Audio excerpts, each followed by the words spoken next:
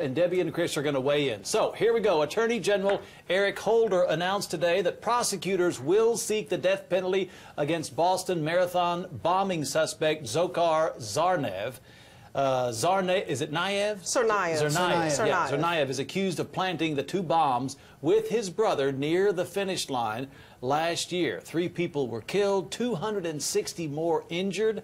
Tsarnaev has pleaded not guilty to 30 charges. Now, here's the interesting point. Massachusetts has not had a state death penalty law since 1984. Wow. And history suggests it can be extremely difficult for federal prosecutors to win capital punishment cases in states that do not have capital punishment laws of their own. But in this case, did they have an option?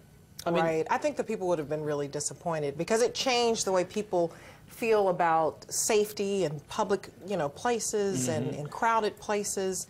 They may have had a tough time if they didn't go after it. That's what and going after other, defendants in other Yeah. cases that didn't create as much, carnage, really. Yeah. Well, you're not going to hear me saying this very often about Eric Holder's Justice Department, but they did the right thing by going for the death penalty on this.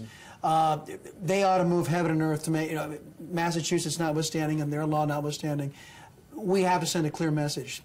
We don't tolerate this kind of thing. Not here in the United States. You get caught, there's going to be a price to pay.